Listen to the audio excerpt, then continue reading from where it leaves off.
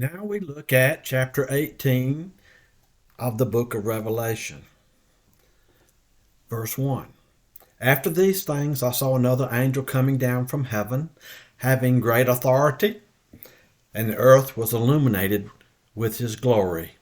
And he cried out with a mighty voice, saying, Fallen, fallen is Babylon the Great. She has become a dwelling place of demons, and a prison of every unclean spirit, and a prison of every unclean and hateful bird. For all the nations have drunk of the wine of the passion of her immorality, and the kings of the earth have committed acts of immorality with her. And the merchants of the earth have become rich by the wealth of her sensuality. We look at the bullets. John now sees another angel coming down from heaven, having great authority, and the earth is illumined with his glory. The angel shouted with a loud voice, Fallen, fallen, Babylon the Great. The last world empire has now become a home for demons and a prison of unclean spirits and also unclean birds. The reason for this destruction is because all the nations have drunk of the wine of the passion of her immorality, and the kings of the earth have committed acts of immorality with her, which suggests an unholy union between religion and politics. Therefore, you see the false prophet, the religious Babylon, and the political Babylon. Moreover, the merchants of the earth have become rich by the wealth of her sensuality, which demonstrates itself in love for ostentation and wealth. Look at verse 4. I heard another voice from heaven saying, Come out of her, my people, so that you will not participate in her sins and receive of her plagues, for her sins have piled up as high as heaven, and God has remembered her iniquities. Pay her back even as she has paid, and give her back to her double according to her deeds, in the cup which she has mixed twice as much for her, to the degree that she glorified herself and lived sensuously. To the same degree give her torment and mourning. For she says in her heart, I sit as a queen, and I am not a widow, and will never see mourning. For this reason, in one day, her plagues will come, pestilence and mourning and famine, and she will be burned up with fire, for the Lord God who judges her is strong. Look at the bullets. John hears another voice from heaven instructing God's people to abandon Babylon, sharing neither in her sins nor in her plagues. The reason, the sins of the last world empire, this is the political aspect, have piled up as high as heaven, and God has remembered her iniquities. Torture and grief are to be meted out to her at the same level as the glory and luxury with which she favored herself. Babylon the Great has boasted that she is no widow, and rather sits as a queen that will never mourn. In short, she boasts that she will never know the rigors and sorrows of widowhood, but rather the splendor and ease of monarchy. This misguided confidence is judged, and in one day all the plagues promised by God will overtake her. Look at verse 9. And the kings of the earth who committed acts of immorality and lived sensuously with her will weep and lament over her when they see the smoke of her burning, standing at a distance because of the fear of her torment, saying, Woe, woe, the great city Babylon, the strong city, for in 1 hour your judgment has come. And the merchants of the earth weep and mourn over her, because no one buys their cargoes anymore. Cargoes of gold and silver and precious stones and pearls and fine linen and purple and silk and scarlet and every kind of citron wood, every article of ivory and every article made from very costly wood and bronze and iron and marble. Look at the bullets. Those kings who cohabited with Babylon the Great, and profited by her excesses, are stunned at her rapid demise. First, there is sorrow as these kings lament the fall of Babylon, and with much of her own prosperity. Second, terror sweeps across these kings as they watch Babylon's torment.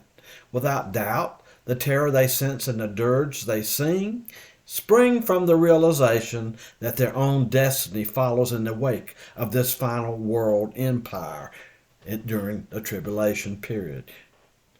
The merchants of the earth weep and mourn over the loss of Babylon because the end of the final world empire means that there is no global economic system to support the businesses that have made them wealthy. Now we see verse 13.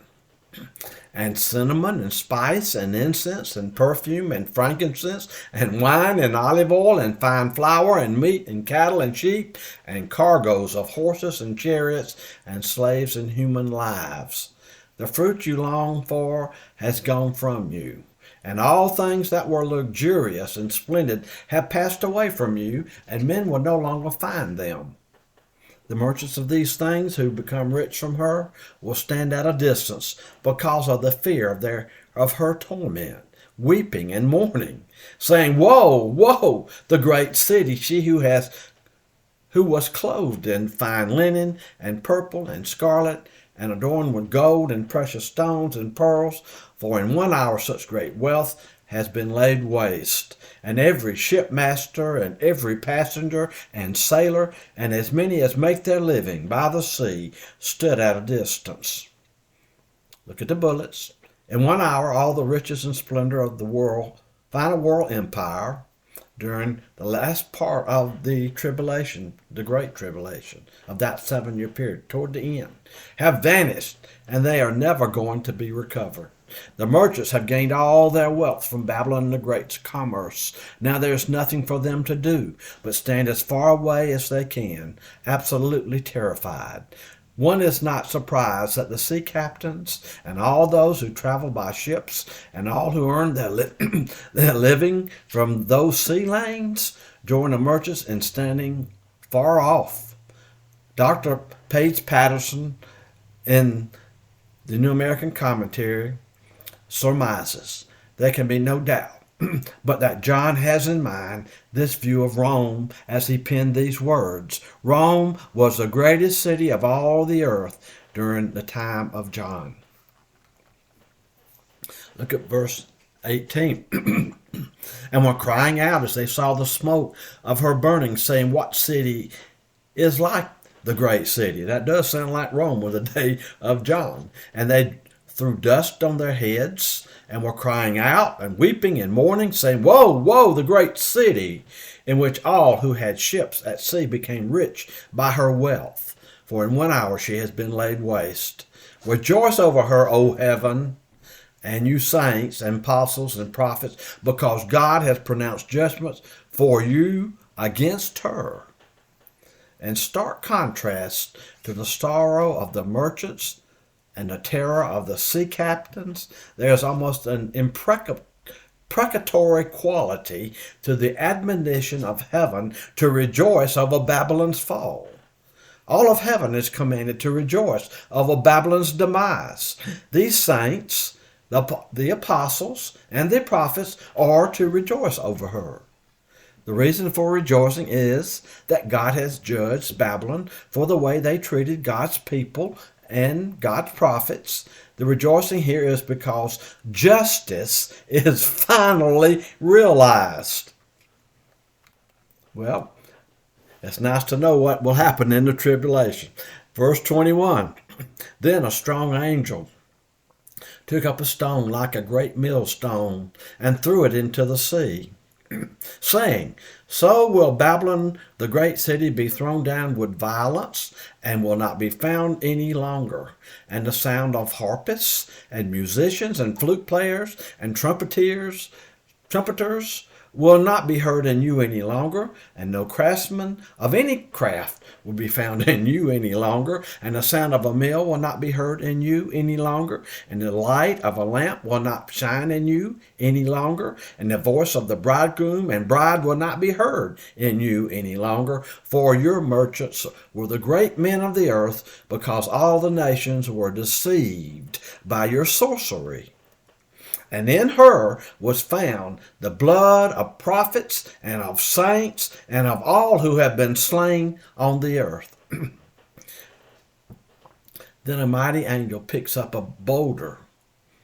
We see this in the bullets explaining these verses, the size of a large millstone, and throws it into the sea. Such a millstone would sink to the bottom, disappearing from view. In like manner, the great city Babylon will fall like the millstone and disappear from view. The condition is permanent. Not only is economic chaos introduced into the world with the fall of Babylon and the close of the tribulation, but all normalcy is taken from the earth with the overthrow of Babylon. Such joys and hopes are gone forever. The ultimate reason for the judgment of God is this: in Babylon was found the blood of the prophets and the saints, and literally all those who were killed on earth during the tribulation period. This may be the end. Let me see if that's